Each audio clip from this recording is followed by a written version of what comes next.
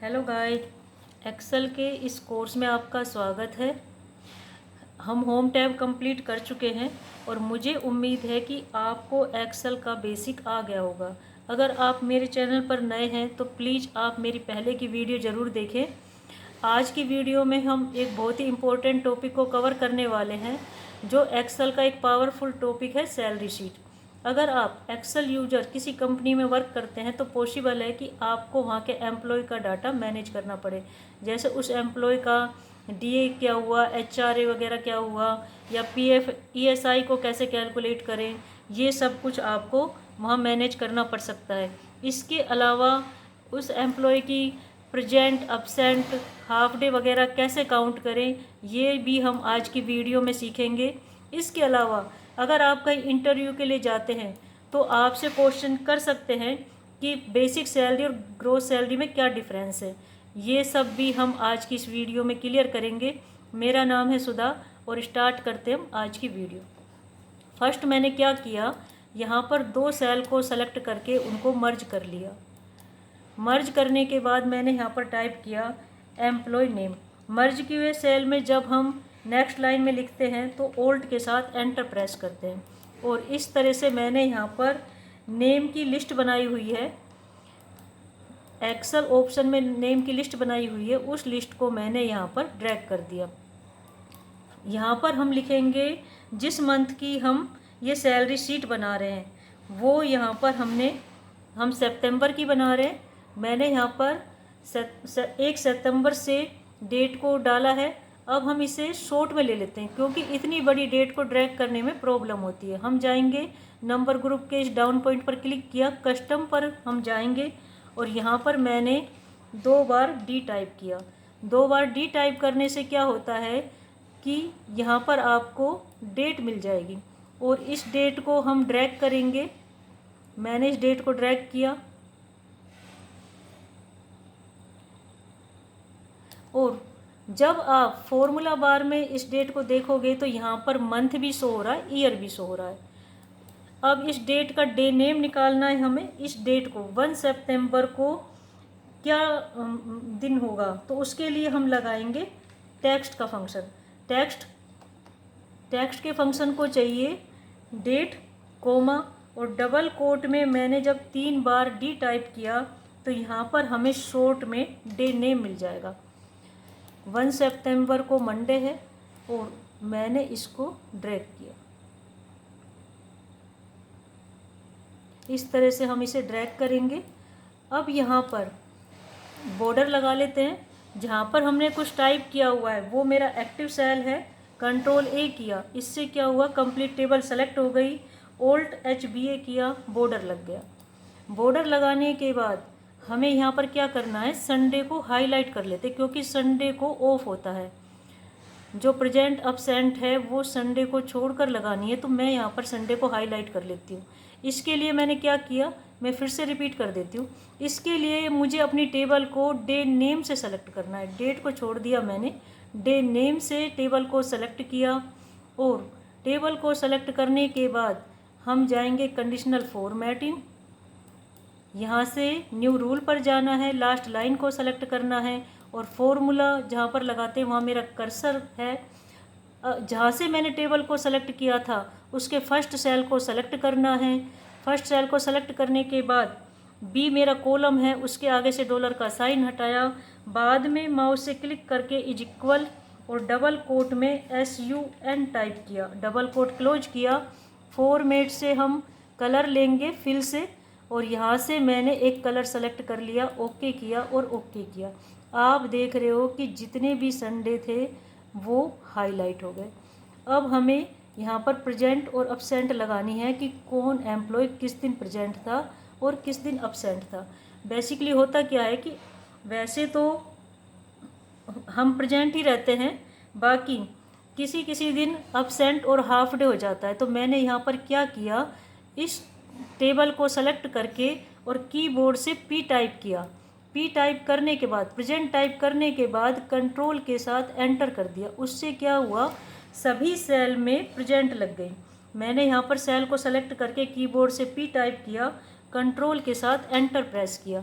इस तरह से सभी सेल में प्रेजेंट लग जाएगी और जहाँ जहाँ अपसेंट लगानी है वे सेल सेलेक्ट करके हम वहाँ पर अपसेंट लगा देंगे और जहाँ पर हाफ डे लगाना है वहाँ पर हम हाफ डे लगा देंगे। इस तरह से मैंने सेल को सेलेक्ट किया, कीबोर्ड से P टाइप करके कंट्रोल के साथ एंटर प्रेस किया।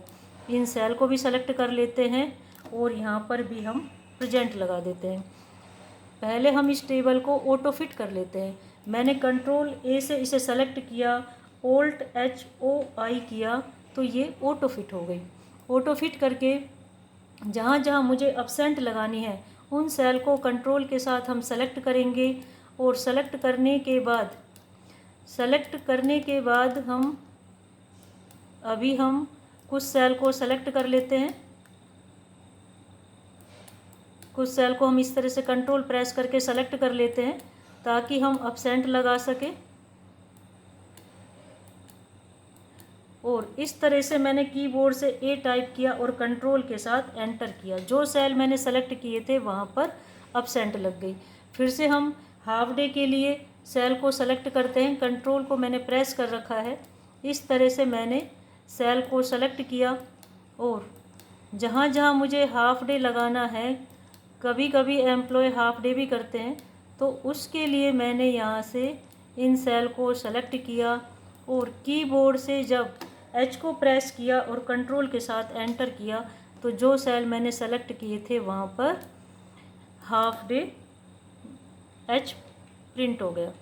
इसके साथ ही हम क्या करते हैं, यहाँ पर जो एम्प्लॉय मैंने यहाँ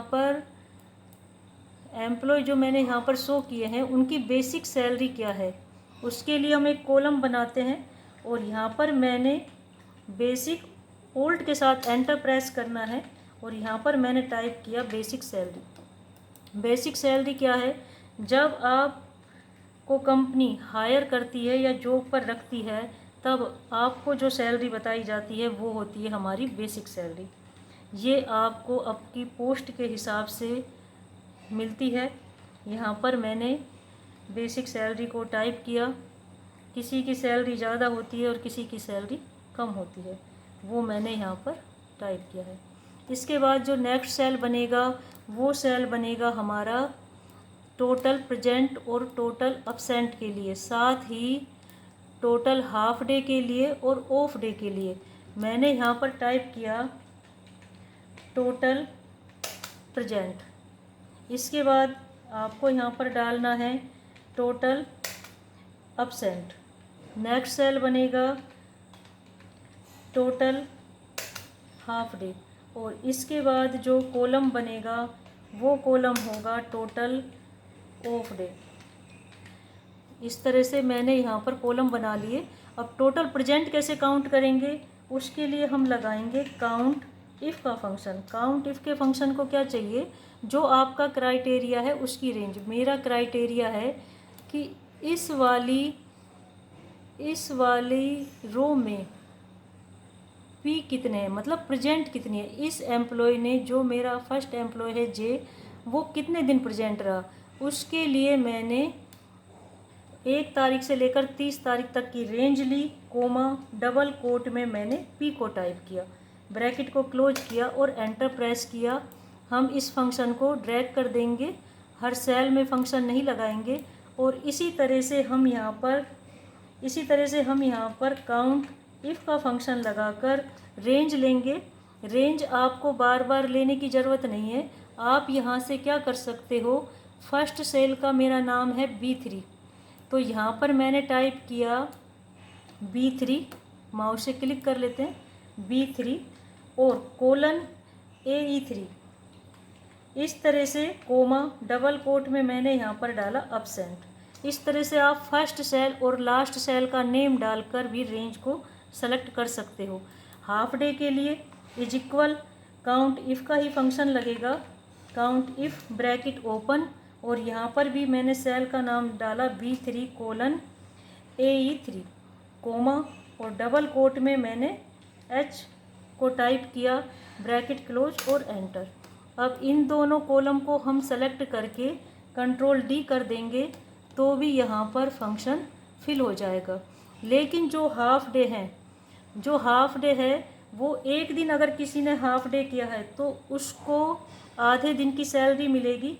तो यहाँ पर हम फंक्शन क्लोज होने के बाद मल्टीप्लाई 1/2 कर देते हैं, यानी कि इसे 2 से डिवाइड कर देते हैं। अगर किसी ने 2 दिन हाफ डे किया है तो उसको एक दिन की सैलरी मिलेगी। इसके बाद टोटल ऑफ डे निकालने के लिए भी हम काउंट इफ़ का फंक्शन लगाते हैं, काउंट इफ़, और यहाँ पर रेंज लेते हैं B3:AE3, कोमा।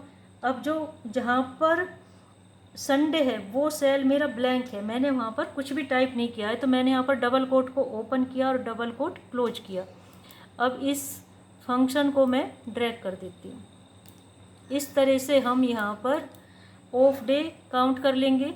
अब एक सेल हम बनाते हैं, वो बनाते हैं वर्किंग डे के लिए कि कुल कितने दिन हमने काम किया।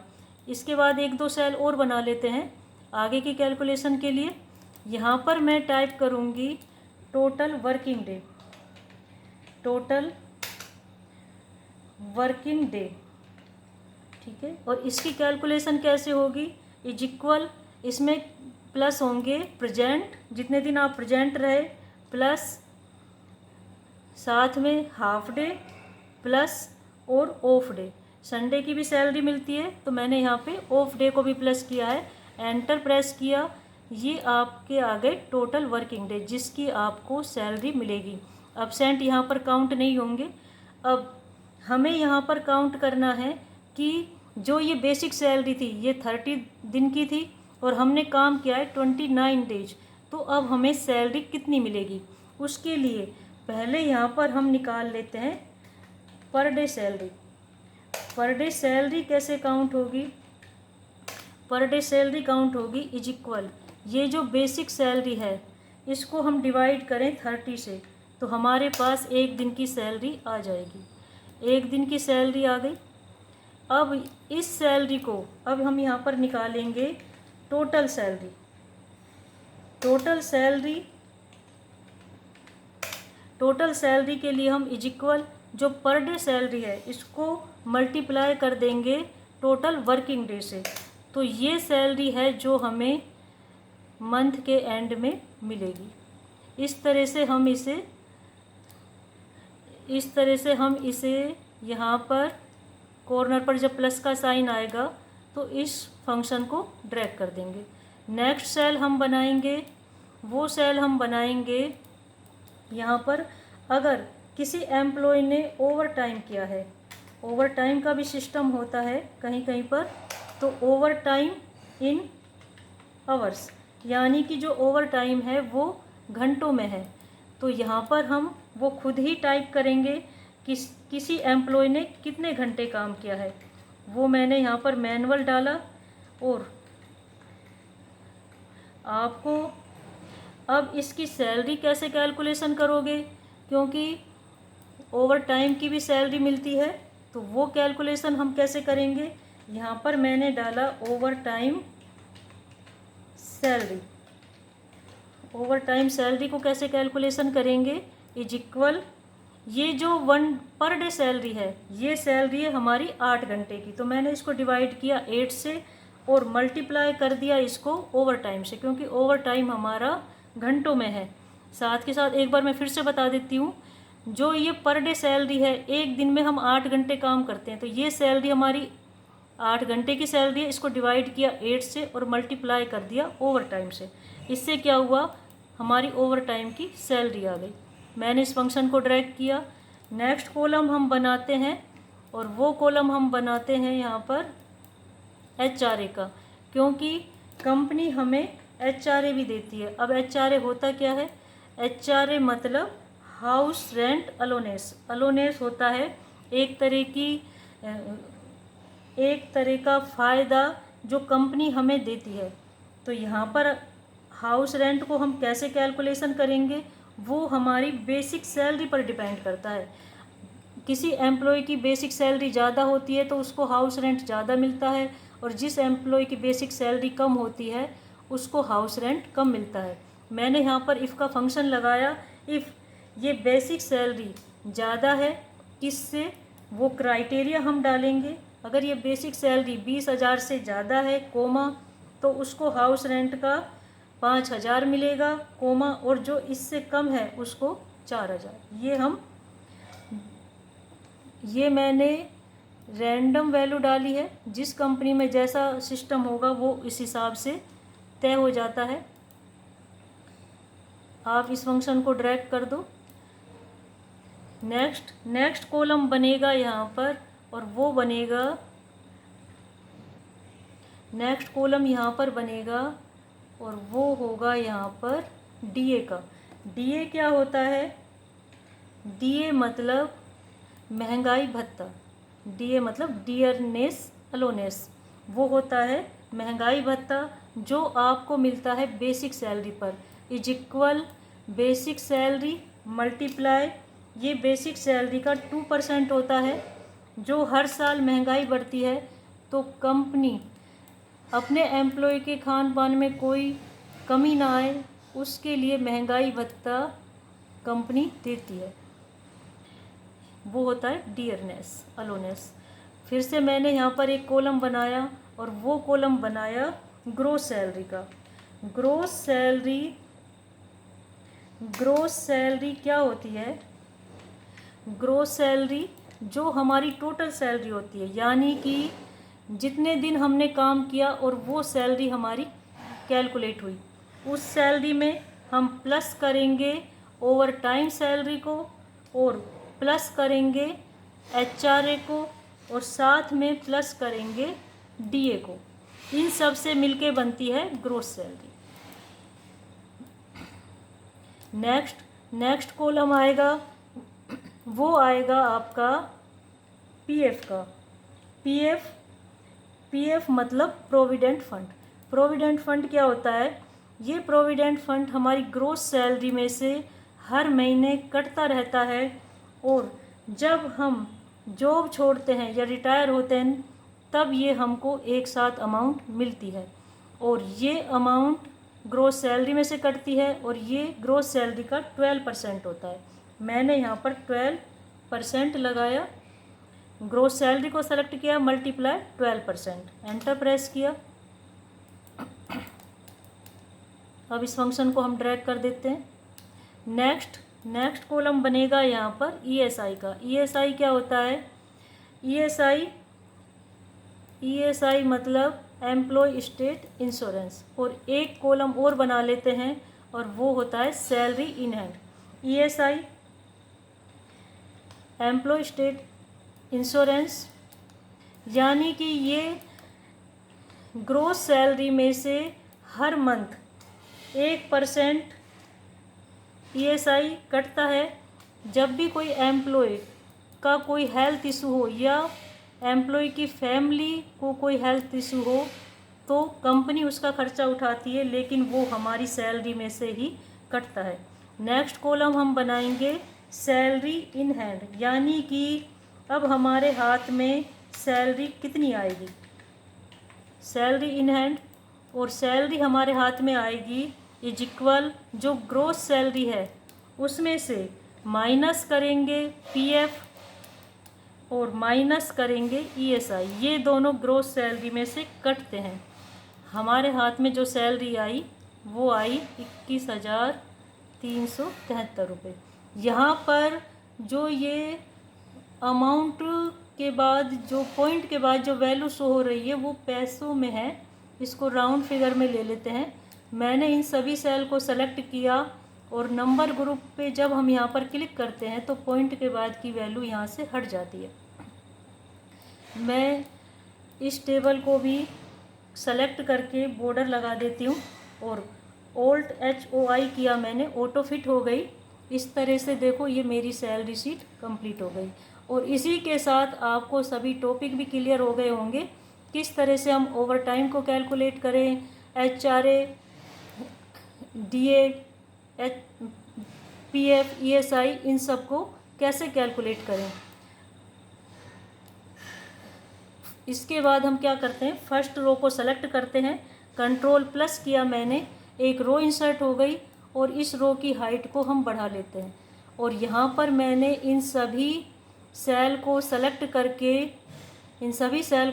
करके मैंने यहाँ पर मर्ज कर लिया। मर्ज करके मैंने यहाँ पर टाइप किया salary sheet. Salary sheet type करने के बाद यहाँ पर सैलरी शीट टाइप करने के बाद मैंने इसमें कोई एक कलर फिल कर देते हैं। यहाँ से हम एक कलर फिल कर देते हैं। हाईलाइट नहीं हो रहा है ये अभी। यहाँ से एक कलर ले लेते हैं इसमें। और आप देख रहे हो कि हमारी सैलरी शीट बनकर तैयार हो गई है। आपको मेरी वीडियो कैसी लगी प्लीज़ आप कमेंट करके बताएं। Thank you.